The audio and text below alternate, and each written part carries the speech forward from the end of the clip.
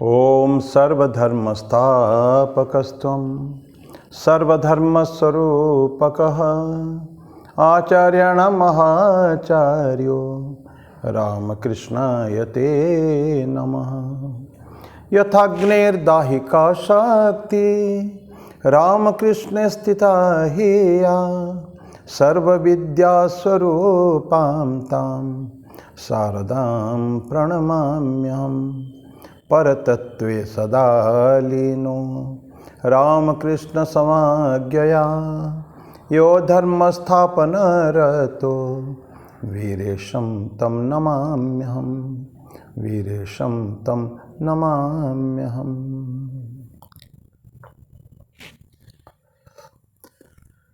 भगवान श्री रामकृष्ण देव, जगत जननी माँ शारदा जी और स्वामी जी को मैं प्रणाम अर्पित करता हूँ। मेरे गुरुदेव पूजनीय स्वामी भूतेशानंद जी महाराज का मेरा प्रणाम है और आप सभी का मेरा प्रणाम। पिछली बार हम लोगों ने 19वां श्लोक शुरू करके वहीं रुके थे। आज वहाँ से आगे बढ़ेंगे। भगवद गीता 16वां अध्याय दैवासुर संपद विभाग योग। लेकिन आगे छोटा सा भजन से शुरू करेंगे। कबीर जी का भजन है, मुझको कहाँ ढूंढे बंदे।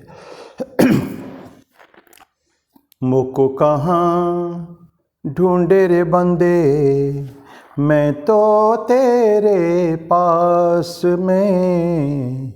मुझको कहाँ ढूंढे रे बंदे, मैं तो तेरे पास में।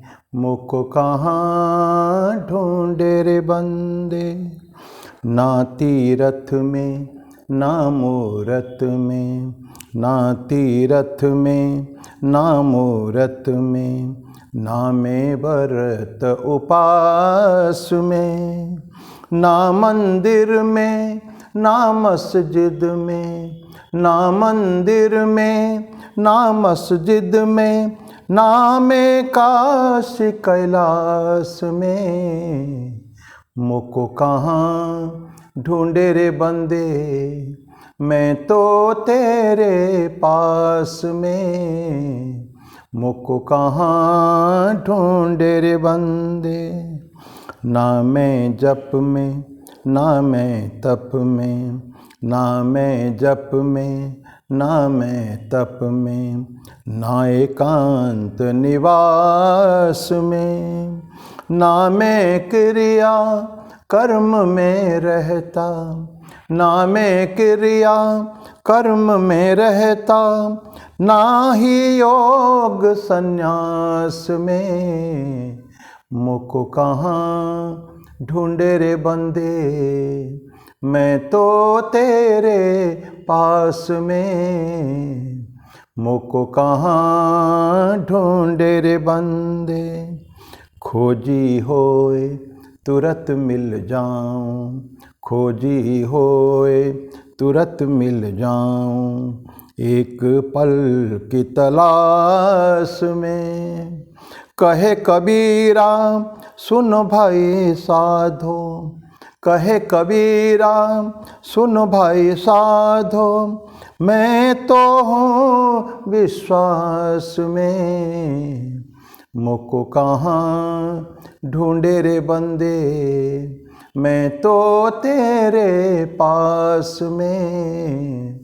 मुझको कहाँ ढूंढे रे बंदे।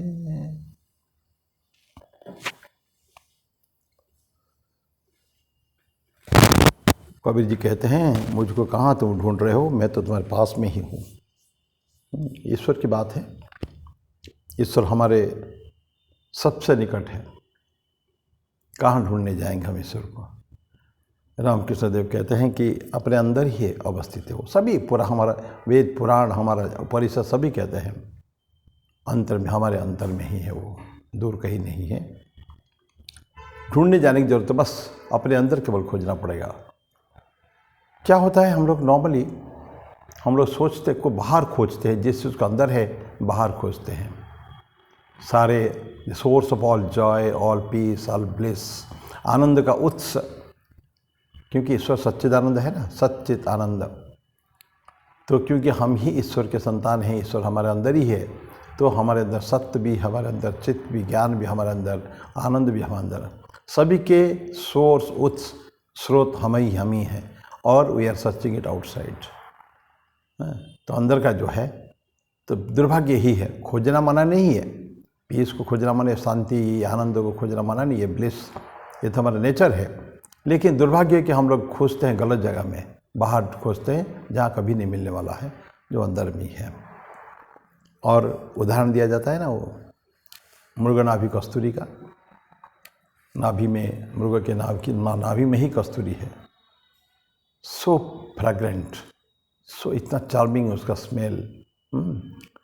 मृग को पता नहीं चलता कि उसके नाभि में, खोजता है, वन भटकता रहता है, कहाँ है ये खुशबू, और उसके अंदर जहाँ भी जाता है वो खुशबू उसको ही आता है, उसको लगता है कि पूरा जंगल में ही कहीं भर वो कहीं से आ रहा है। तो ऐसा है, तो let us search it inside, let look to inside, it is there. लेकिन साधना चाहिए उसके लिए, ऐसा खोज लेने से नहीं, ये कोई जेब का पैसा नहीं है कि जेब में हाथ डाला और 100 रुपया निकाल लिया, ऐसा नहीं है। So you have to have the sadhana, intent साधना के द्वारा ही प्रभु मिलते हैं। तो ये कबीर जी का इस तरह का छोटे छोटे भजन काफ़ी है। तो हम आते हैं भगवद गीता में 19, बोलते हैं कि 19 में पढ़ा था, तान हम द्विषतः क्रूरान संसारेषु नराधमान क्षिपाम्यजस्रम अशुभान आसुरीष्वेव योनिषु।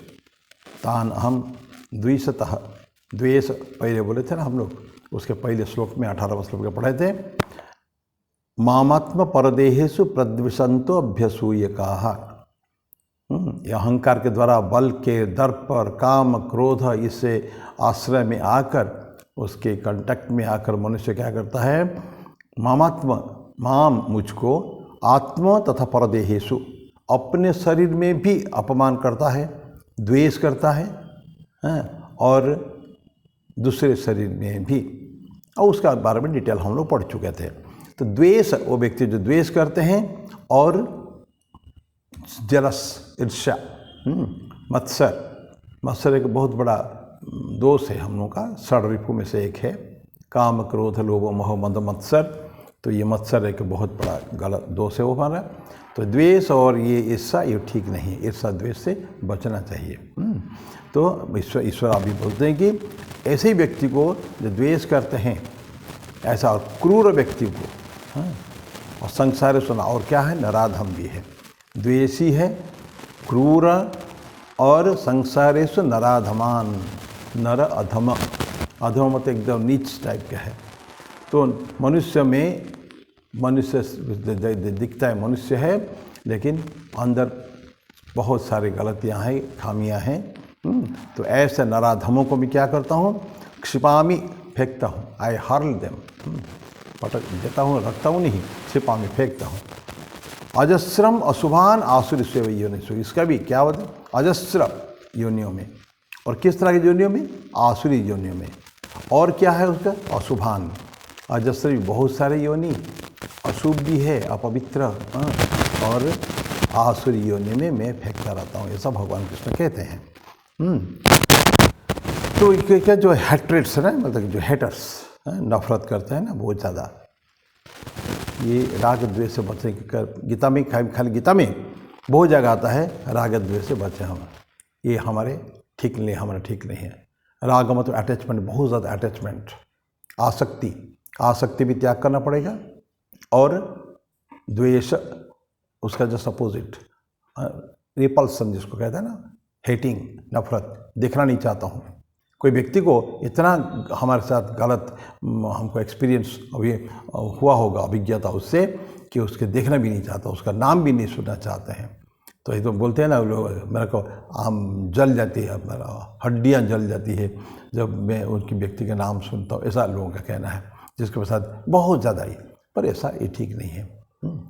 ठीक है, we may not like him, उसको प्यार न करें, लेकिन हेट करना भी, नफरत करना भी ठीक नहीं है। Disliking is one thing and hating is another thing. Dislike ख़त्म हो गया, मेरे को उससे कोई सरोकार नहीं है, मैं कोई उससे उदासीन, इसको कहता है ना, कुछ व्यक्ति से उदासीन रहते हैं, उससे बातचीत करने की ज़रूरत नहीं है। कोई कॉन्टैक्ट एस्टेब्लिश करने की ज़रूरत नहीं है, क्योंकि हमको उससे कोई मतलब भी नहीं है ऐसा। लेकिन उसको नफ़रत करना वो ठीक नहीं है। यही भगवान कृष्ण कहते हैं कि नफ़रत जो ऐसा करते हैं उसको मैंने क्या करता हूँ, डेमोनियक योनि में, उम्स में उसको मैं भेजता रहता हूँ मैं।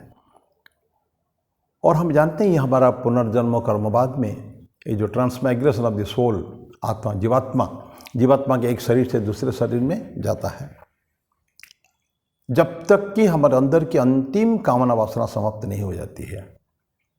क्योंकि सुख दुख का जो ये है वो सारे कामना वासनाएं होती हैं। मन में जितनी वासनाएं होगी इतना ही हमको का तकलीफ है, क्योंकि प्रत्येक वासना को सेटिस्फाई होना पड़ेगा। मन में अगर मैंने वासना भी मेरे उठी है मेरे मन में, तो उसको जब तक कि वो पूर्ण नहीं मिलता है वो चीज़, तब तक वो शरीर लेता रहेगा। तो इसलिए अनंत कामना वासना के साथ मनुष्य है, तो जब तक कि द लास्ट बिट ऑफ वासना जब तक समाप्त नहीं हो जाती है, तब तक उसको जन्म पुनः लेना पड़ेगा। तो इसलिए जो सोल का ट्रांसमाइग्रेशन जीवात्मा का एक से दूसरी, यहाँ तक कहते हैं कि छोटी छोटी सी ये पहले चर्चा हुई है, क्योंकि आज 16वां अध्याय में ख़त्म हो रहा है, 2 अध्याय बच गया है। इसके बाद मुझे पक्का पता है कि ये सब बातें हुई है कि छोटे छोटे बहुत माइनर, बहुत धार्मिक धर्मप्राण व्यक्ति जो है जीवन भर में, लेकिन अंत समय में कोई छोटी सी उनका जो कामना रह जाती है, कहाँ से आती है भगवान जाने। मैं एक छोटी कहानी बताऊंगा फिर से, it may be repetition. Guru Nanak Dev की कहानी है। गुरु नानक देव एक जगह गए हैं, एक उनका बहुत वो था, शिष्य उनका था, उसके घर में पहुँचे देखते हैं कि बड़ा भोज भंडारा चल रहा है, ब्राह्मण भोजन हो रहा है और लोग भी खा रहे हैं। तो उनको पूछा शिष्यों को, क्या है क्या आज माजरा क्या है, इतना भंडारा किस बात के लिए, कोई सेलिब्रेशन? बोले नहीं है, सेलिब्रेशन नहीं है, ये मेरे ब्राह्मण लोग ये कहते हैं कि मेरे पिताजी को मोक्ष हो गया है, मुक्ति हो गई है। वो बोलते हैं नहीं, तुम्हारे पिताजी को मुक्ति नहीं हुई है, गलत बोलते हैं। क्यों महाराज? तो बोलते हैं तुम्हारे पिताजी को मुक्ति नहीं हुई है, अभी भी वो शेर की योनि में है, बाघ बने हैं, बाघ। तो व्यक्ति को आश्चर्य होता है, बोले कि महाराज तो इतने बड़े धर्मप्राण व्यक्ति थे, आपके अनन्य सेवक भी थे, तो ऐसा कैसे हुआ कि मुक्ति नहीं हो पाएगी? बोले देखो घटना ऐसी है, वो तो बहुत धर्मप्राण था, मैं जानता हूँ, लेकिन जब वो मर रहा था उस समय में पड़ोसी में किसी घर में एक मांस बन रहा था, उसका स्मेल उसको मन में आया, तो मन में थोड़ा आया, थोड़ा सा मांस और मिल जाता तो अच्छा रहता। ये इसी समय में उसकी मृत्यु हो गई। तो क्योंकि मृत्यु के समय में मांस की याद उसको आई, इसके लिए उसको मांस खाने के लिए ही एक शेर का योनि उसको मिला है। अभी बाघ योनि में है, तुम एक काम करो, जंगल में चले जाओ, फलाना जगह में तुम्हारा एक बाघ मिलेगा, डरना नहीं, वो तेरा बाप है।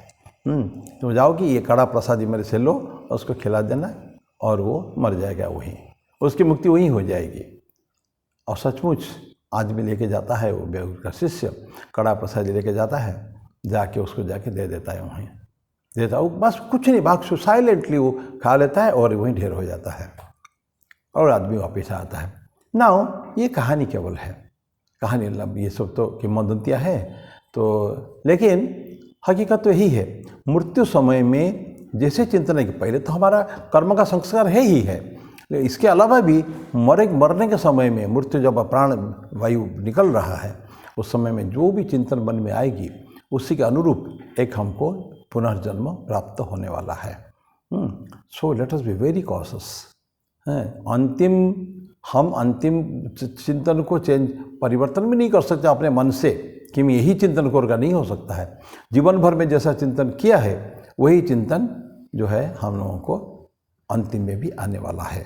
तो ये बोलते हैं कि ये ट्रांसमाइग्रेशन जो सोल का, आत्मा का, जीवात्मा का एक तरफ से दूसरा तरफ होता है, तो वो ऊंचा या नीचा कोई भी योनि में जा सकता है, ये अपने कर्म के संस्कार के द्वारा होता है। और इसका कंटिन्यूटी जो लगातार जो चलता रहता है उसका जीवात्मा का आने जाना, ये अपने कर्म के संस्कार के द्वारा ही कंट्रोल होता है। तो जब तक कि ज्ञान प्राप्ति नहीं होता है, कहाँ तक होगा ये? डॉन ऑफ नॉलेज, ज्ञान का प्रकाश आ गया जब तक, उसके बाद फिर अज्ञान का अंधकार खत्म हो जाता है। अंधकार से आलोक में आ जाते हैं हम। अज्ञान से, अज्ञान के अंधकार को आलोक, ज्ञानालोक जो है उसको नाश कर देता है। उस समय तो फिर और कोई कामना वासना जो रहेगा, कोई क्लियो भी खत्म हो जाता है। तो ऐसा भगवान कृष्ण बोलते हैं। तो ये तान हम दुष्ट क्रूरन, ये श्लोक का मीनिंग यही है। आगे 20 श्लोक 20 आसुरीम योनिमापन्ना मूढ़ा जन्मनि जन्मनि माम प्राप्यैव कौन्तेय ततो यान्ति अधमाम गतिम। आसुरीम योनिम आपन्ना, आसुर योनि को प्राप्त होकर क्या होता है, मूढ़ा, मूर्ख व्यक्ति जो है, जन्मनि जन्मनि, बारंबार एक के बाद कई सारे जन्मों में क्या होता है, माम अप्राप्यैव, मुझे प्राप्त न होता है, मेरे को प्राप्त नहीं हो सकता वो, क्योंकि जब तक मुक्ति नहीं होती मेरे को प्राप्त नहीं होगा। और कामना वासना उसका अंदर बहुत ज़्यादा है और मूढ़ है और आसुरी योनि में है, तो क्या होता, मुझे न प्राप्त करके ततो यान्ति अधमाम गतिम, और धीरे धीरे नीचे नीचे चला जाएगा। तो हम लोग का ठाकुर के उसमें सुनते हैं ना, जैसे कैसे जाएगा वो, कि जैसे फुटबॉल को हम ऊपर से ऊपर जा रहे बिल्डिंग में, वहाँ से कोई छोटा सा बॉल होने बाहर हाथ से निकल गया, या हमने फेंका स्टेयर केस से गोल, और स्टेयर केस तो लगातार चलता है, तो स्टेयर केस में चलते चलते अंतिम तक आ जाएगा। आप उसके you have to run after that. तो ये लेकिन पता नहीं चलता, कभी कभी इतना स्पीडीली तेज़ी से जाता है, पता नहीं चलता।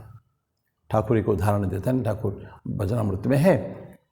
ठाकुर एक बार गए थे वो किला देखने के लिए, एक बहुत बड़ी किला है, तो वो किला नीचे तो जाता है एकदम ऊपर तो ऊपर है सरफेस रास्ता, वहाँ से रास्ता नीचे जाता है। तो लेकिन घोड़ा गाड़ी में जा रहे थे और नीचे नीचे जा रहा है, तो अंतिम में आके पहुँचते हैं, ऊपर देखता हूँ तो बहुत नीचे हम लोग आ चुके हैं, लेकिन गाड़ी में आ रहे थे, पता नहीं चल पाया। तो ऐसे ही हम लोगों के साथ होता है, मनुष्य के साथ होता है कि जो कर्म का जो आपने जो है गलत बात, एक बार गलत काम हो गया तो उसका बढ़ता जाता है, ख़त्म तब होता है जाके जब ज्ञान का आलोक मिलता है, ऐसा बोलते हैं।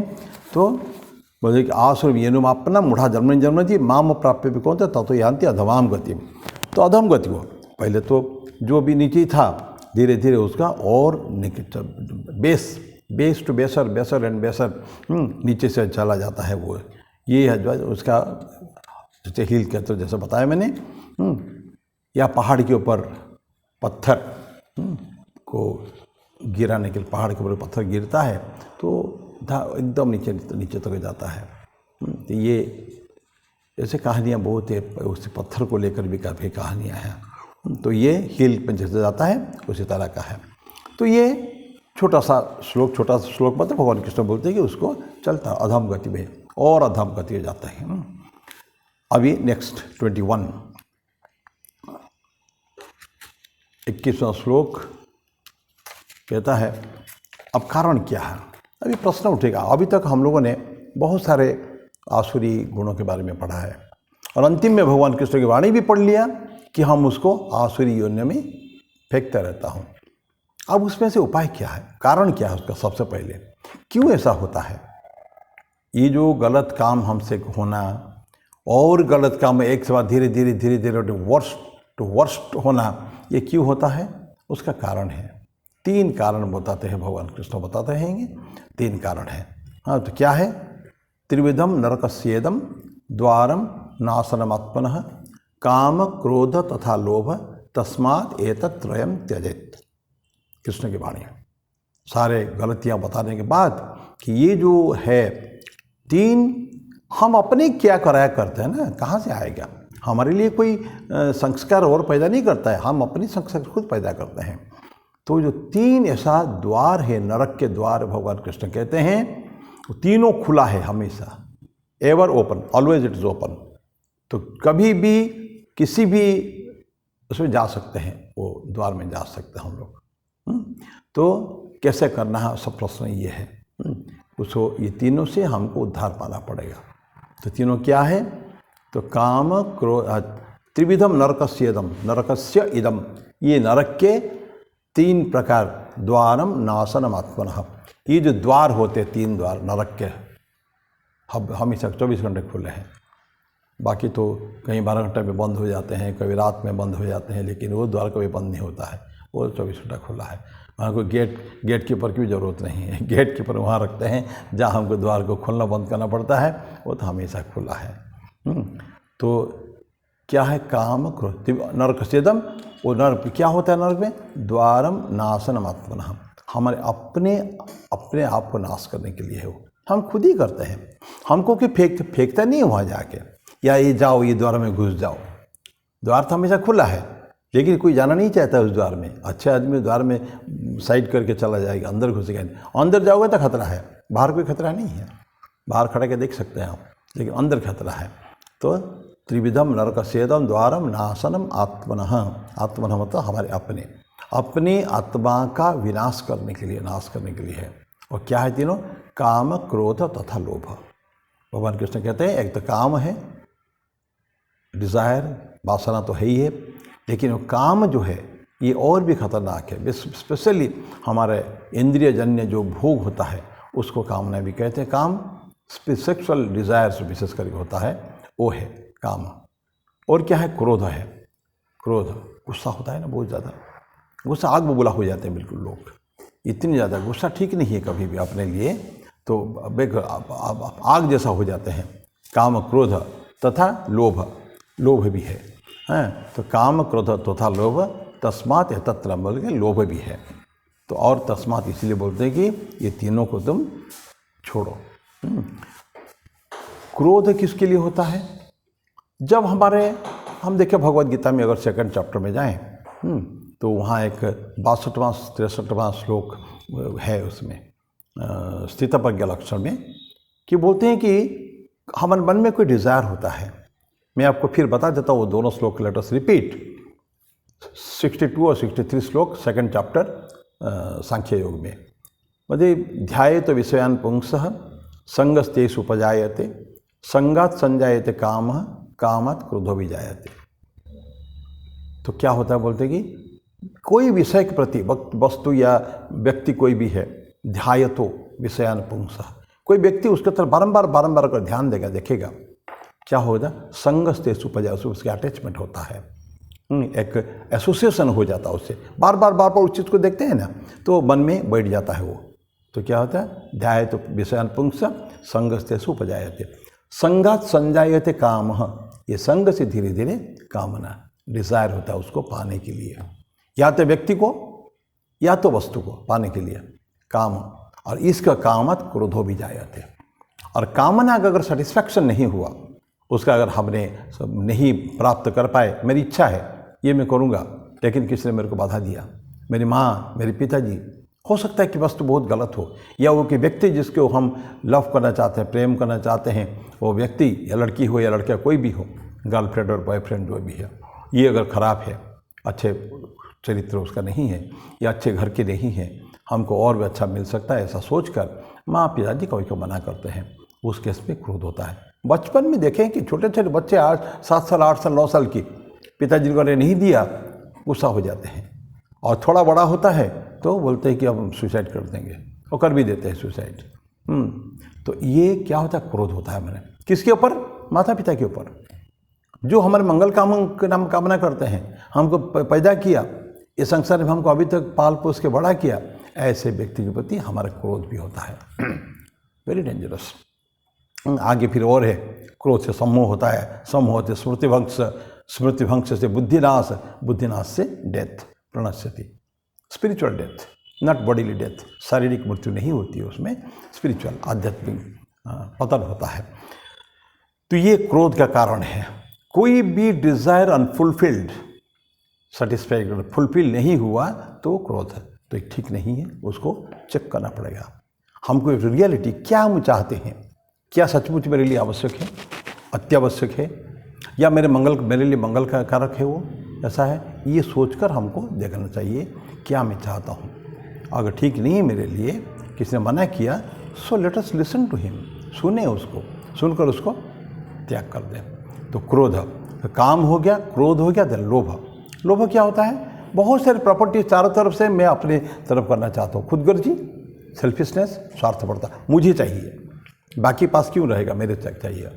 घर में कोई अच्छी चीज़ आए मुझे चाहिए, पिताजी ने माँ ने कुछ अच्छी चीज़ दिया खाने के लिए मुझे चाहिए। और धीरे धीरे ये जो एक्सपांड होता है उसका भी जब संसार में जाता, समाज में जब अगर माता पिता ने उसको सेटिस्फाई किया प्रत्येक समय में, see it is very psychological. घर में अगर माता पिता ने मेरी जो फालतू की कामनाओं को अगर उसने बारंबार पैम्पर करते रहे, देते रहे, मैं जो चाहा, लड़का के मन में ये हो जाएगा कि मैं समाज में मैं जो भी चाहूँ संसार में मुझे मिलना चाहिए। एक बाप माँ ने वो प्रैक्टिस हमको अभ्यास करा दिया है।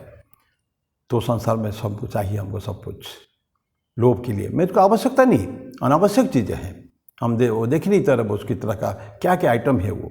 तो ये होता है लोभ, हर चीज़ अपने लिए करना चाहता है वो। तो ये इसको हमको, ये जो 3 इविल्स, ये जो 3 जो बुराइयां हैं, इसको हमको छोड़ना पड़ेगा। तो आओ, ये तीनों में से सबसे बड़ी बात है कि कोई भी एक जो द्वार, क्योंकि ये 3 चार तब ये एक दीवार है, एक द्वार इधर से, एक द्वार इधर से, एक द्वार इधर से। मैं इधर गया तो भी अंदर जाऊंगा, उधर से गया तो भी अंदर आऊँगा। हाल के समझिए बहुत बड़ा हॉल है, रिसेप्शन हॉल है वो। नरक जाने पर एक रिसेप्शन काउंटर होता है, वो बड़ा अट्रैक्टिव है रिसेप्शन काउंटर, बहुत आनंद आता है वहाँ। जो जाते हैं पहले जाते हैं, हमको देख तो लें नरक कैसा है, तो नरक में जाके देखते हैं कि बड़ा अच्छा ही, तो रिसेप्शन काउंटर बिल्कुल फर्स्ट का, वेल डेकोरेटेड, बिल्कुल चाय कॉफ़ी मिल रही है और जो चाहिए वो मिल रहा है, और सब कुछ आनंद है बिल्कुल। तो व्यक्ति बोलते कि ये तो बढ़िया है, काहे के लोग बोलते हैं नरक खराब है। तो बाद में 3 दिन के बाद उस व्यक्ति को अंदर ले लिया जाता है, रियल नरक वहाँ अंदर जाके, फिर जो पनिशमेंट उसका जो कहाँ कचरा में कहाँ डालना उसको। तो व्यक्ति ये क्या किया, हमको तो 3 दिन तो अच्छे थे, बोले कि वो हमारा रिसेप्शन काउंटर था वो, वहाँ तो बढ़िया, जब तो लोगों को थोड़ा सा पहले आएंगे तो आनंद आना चाहिए ना उनको, तो इसलिए वो है रिसेप्शन। लेकिन ये वहाँ तो केवल 3 दिन रखते हैं, यहाँ तो बाकी आपके जीवन भर आपको यहीं चढ़ना है। तो ऐसा है। तो एक उसमें से द्वार सफिशिएंट है। तो लेकिन कुछ लोगों में तीनों ही पावरफुल हैं। कहते हैं कि तीनों अलायंस कर लेते हैं, आपस में एक साँठ-गाँठ कर लेते हैं। तो कहाँ जाएगा वो? एक में अगर चला गया, नहीं चलो थोड़ा सा अपने आप को मैं कंट्रोल कर लिया, तो दूसरे भी है, दूसरे चले गए, तीसरे है, तो तीनों मिल को उसको ऐसा दबाते हैं उसको कि वो कहीं छूट ही नहीं सकता, कहीं ना कहीं उसमें अंदर वो जाएगा ही जाएगा वो। तो ये खतरनाक है। सो हमको ऐसा कंट्रोल करना चाहिए कि हम कभी भी वहाँ को देखे ही नहीं। We can pass through that, लेकिन अंदर देखना ही नहीं, अंदर घुसने की कोशिश नहीं करने का। लेकिन जानबूझ के घुस ही नहीं रहना, ये तो हमने अभ्यास ही सा बनाया, ये काम का, एक क्रोध का, लोभ का, तो जाना तो पड़ेगा ही पड़ेगा वहाँ। तो ऐसा है, ये दुष्टता में दुष्टता का जो एकदम अंतिम स्थिति है कि जब तीनों कैसे हम प्रभावित हैं बुरी तरह और हम अंदर चले जाते हैं। अब ये जो तीनों है, त्रिविधम नरक के द्वार है, देख लिया, तकलीफ क्या है, घाटा क्या है। लेकिन प्रश्न उठता है, क्या उससे कोई मुक्ति है, उपाय है? अभी तक तो किया ही नहीं, भगवान ने बहुत कष्ट दिए हैं हमको, हजारों लाखों योनियों में भेजे हैं, तो उससे कोई है क्या, कोई छूटने का उपाय है क्या? है, छूटने का उपाय है। भगवान कृष्ण खुद ही बोलते हैं उसको।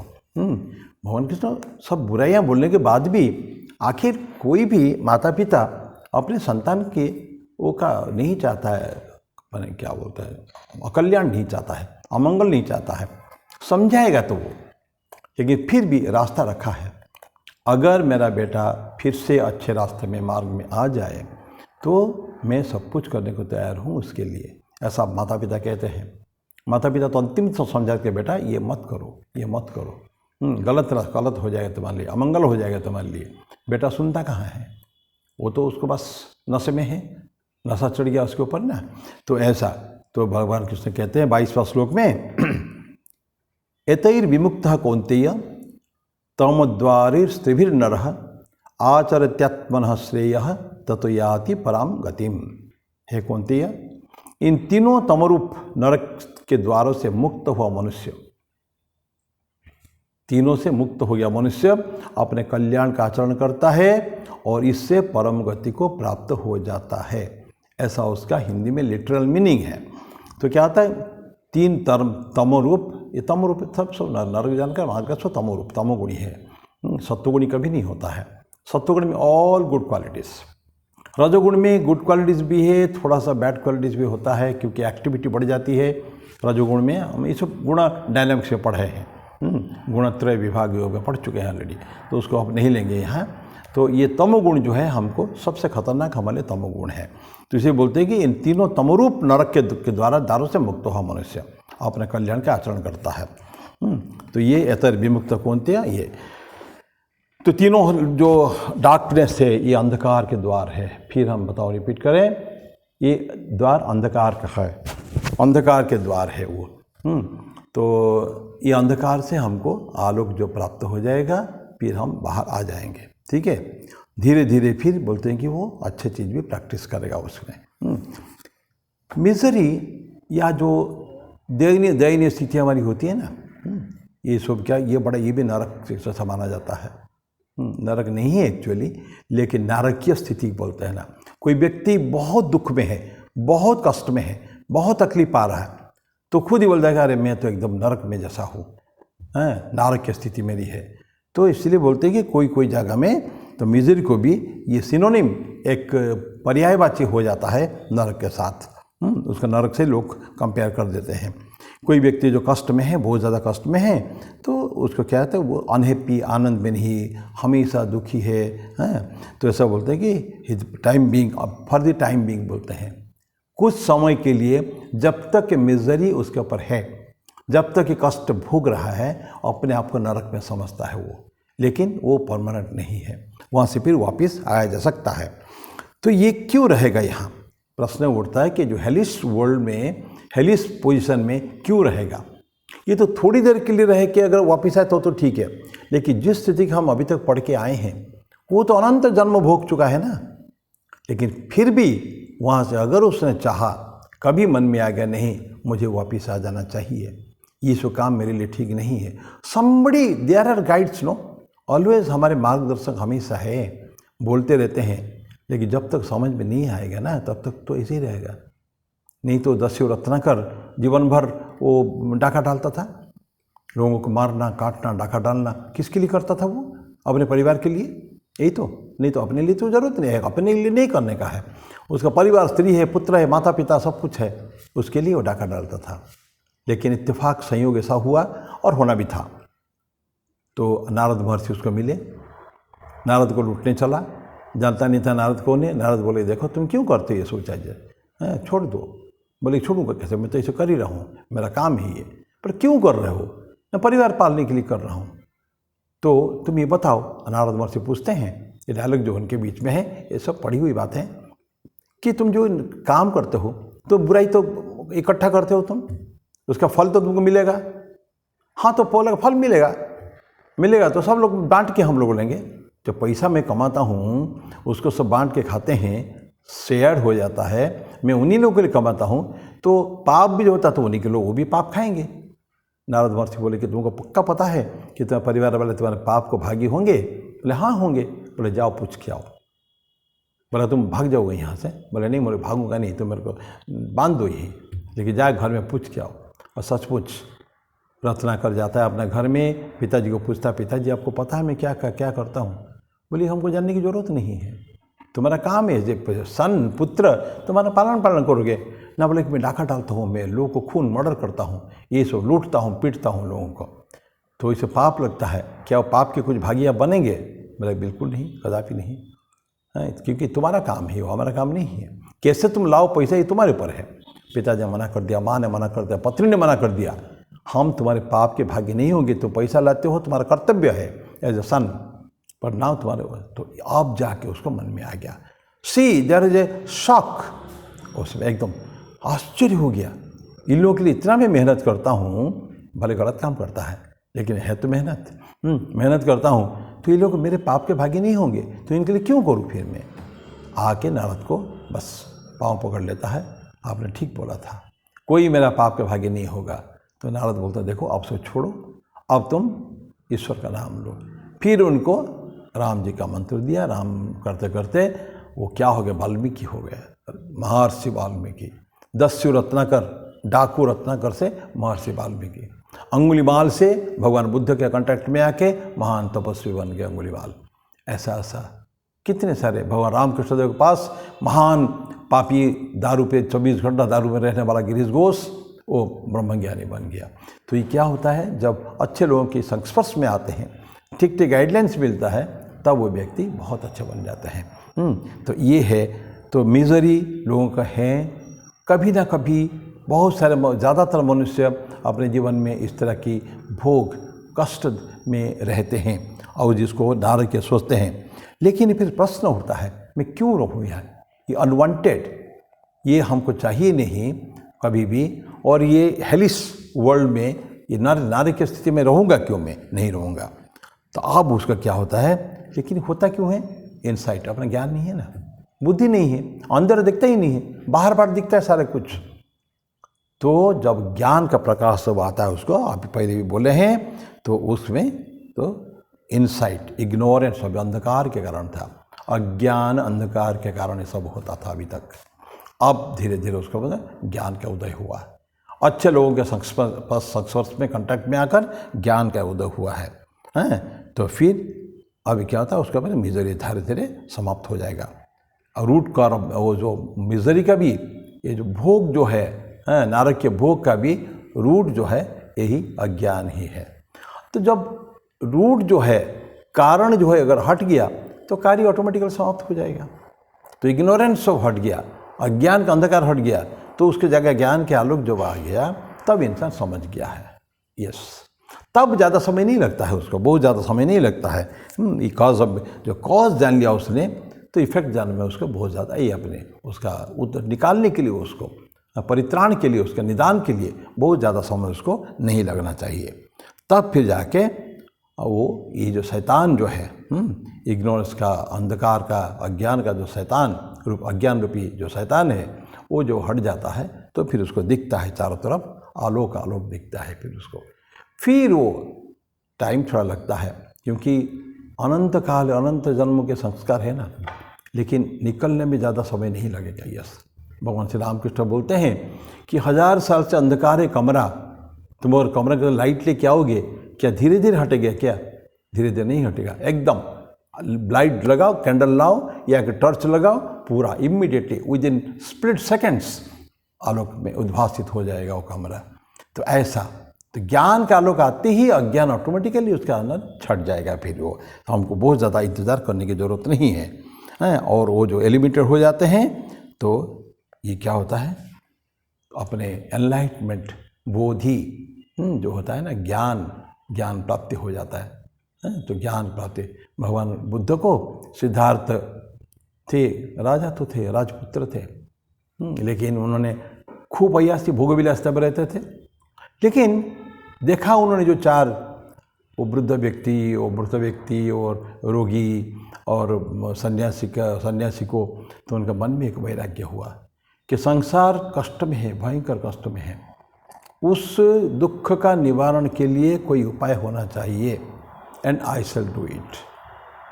उन्होंने कभी अपने पूर्व जन्म में कसम खाया था कि ये सारे दुखों का निवारण मैं करने के लिए प्रयास करूँगा। और इस जन्म में, सिद्धार्थ वाले जन्म में, जिस दिन शादी भी हो गई है, तो बच्चा भी, एक राहुल बच्चा भी पैदा हो चुका है, लेकिन वो जो चारों देखने के बाद उसका मन में परिवर्तन हुआ, और उस दिन रात को जैसे खूब उसने वो किया है, नाच गान खूब देखा है, खूब एंजॉय किया है, और आके रात को 12 बजे बैठा हुआ है, कहाँ, बगीचा में, उनके रॉयल गार्डन में बैठा हुआ, ऊपर से आकाशवाणी हुई है, Siddhartha awake to your promises, अपनी जो कसम तुमने खाया था उसको तुम जागो। बारंबार जो आकाशवाणी होती है, और वो तो जाति स्मृत है, उनको पता था, सब याद आ गया, यस मैंने पहले कसम खाया है, फिर वो छोड़ देते हैं। बाकी rest of the things is history, इतिहास है। तो ज्ञान इमीडिएटली उसको आकाशवाणी हुई, याद आ गई मुझको क्या करना चाहिए, मेरा कर्तव्य पथ का चयन तक इमीडिएटली हो जाता है उसका, फिर वो छोड़ के चल दिए हैं। और 6 साल तपस्या, कठोर तपस्या किया उन्होंने, करने के बाद ज्ञान प्राप्ति हुई, जिसको हम लोग धर्मचक्र प्रवर्तन कहते हैं। सारनाथ में जाके उस हिरण के पार्क में, डियर पार्क में 5 सन्यासी के बीच में उन्होंने इसको किया है। तो मैं मेरी वाणी को ही विराम देता हूँ। 21-22वां श्लोक हम लोगों ने ख़त्म किया, 2 श्लोक और 23-24 बचाए, अगले बार इसको कंप्लीट करेंगे, इस अध्याय का 16वां अध्याय को। तो यतैर्विमुक्ता, मुक्ति हो उसको हो गई है, जिसकी उसको बहुत आवश्यकता थी। तो हम लोगों के जीवन में भी हम let us pray to God कि जो भी अज्ञान थोड़ा बहुत है वो छट जाए, बादल छट जाए, अज्ञान के बादल, अज्ञान का अंधकार समाप्त हो जाए और ज्ञान के आलोक आएगा ही आएगा। तो मेरी वाणी को विराम दो, तब तक के लिए ओम शांति शांति शांति। हरि ओम तत्सत। श्री राम कृष्णार्पणमस्तु।